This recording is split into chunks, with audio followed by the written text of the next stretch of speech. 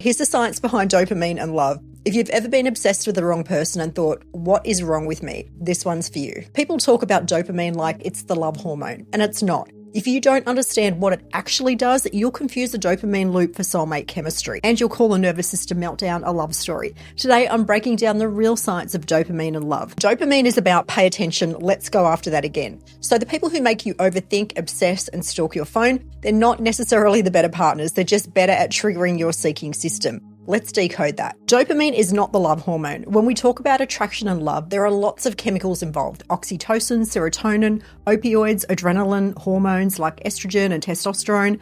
Dopamine's job is different. Dopamine is your brain's motivation and learning signal. It tells your system that thing seemed important, move towards it. Remember how to get it again. It fires the strongest when there's a change between what you expected and what actually happened.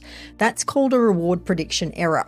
If something good happens that you didn't fully expect, dopamine spikes. You thought they'd forget your birthday and they send you a beautiful message. You were sure they were done and suddenly they call. Your brain labels this as, whoa, let's chase this. Now the wiring starts. Your brain is efficient. When something becomes predictable, dopamine chills out. In a stable, healthy relationship, your system learns when I text, they respond. When I reach out, they're there. When I express a need, I'm not punished. Because it's predictable, your dopamine responses become steady and lower. It's safe, calm, and grounding. Now, compare that to an unpredictable connection. Sometimes they reply immediately, reward. Sometimes they disappear for 3 days, no reward. Sometimes they're affectionate, reward. Sometimes they're cold and distant, no reward.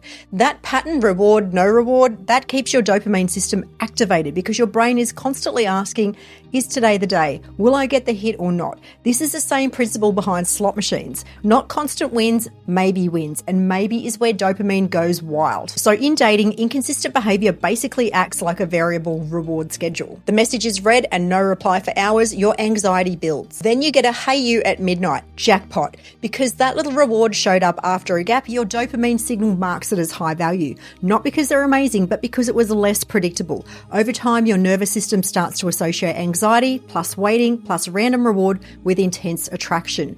You catch yourself saying things like, I've never felt this strongly about anyone before. I know they're bad for me, but I can't stop thinking about them. And it feels like life or death if they pull away. It's not magic, that's a reinforcement loop. Now, let's be precise. There's no clean study that says your brain releases more dopamine in inconsistent romantic relationships than in stable ones. That viral sentence you see online is an extrapolation. It's not a direct quote from neuroscience. What we do have is research like Schultz's work in the 90s showing that dopamine neurons fire strongly when rewards are unexpected or uncertain, and they fire less once rewards become fully predictable. In relationships, inconsistent behavior can function like that kind of reward schedule that might drive obsession. When you put this dopamine science into a real life relationship, you're really talking about 4 key concepts.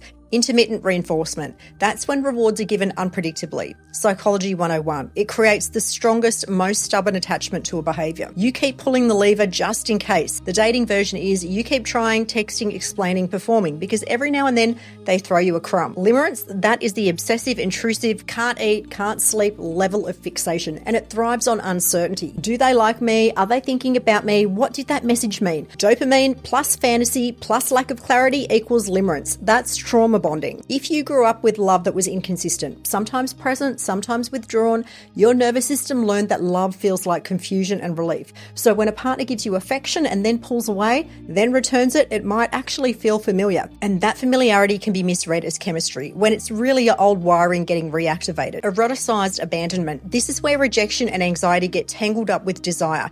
You really feel spark for people who make you work for it, who keep you slightly off balance. Your system is linked, I might lose them, with I want them more. That's not romantic fate, that's conditioning. So when someone's hot and cold and you feel more drawn to them than to the person who's stable and kind, here's what's usually happening. Your dopamine system is locked into a prediction. It's an error loop. Maybe this time they'll choose me. Intermittent reinforcement is keeping you hooked, and any old attachment wounds or chaotic early experiences might be turning that chaos into familiar comfort. You're mistaking a dopamine-driven chase for a deep mutual love. Healthy love can still be passionate and exciting, but over time it feels more predictable and safe. Your nervous system can relax. You don't live in that constant anxiety, high hope state. So next time you catch yourself obsessing over someone inconsistent, ask yourself this: is this person actually good for me, or is my brain just chasing the next dopamine hit? If you want more content where I decode the actual science of attraction, limerence, and healthy love, subscribe for more.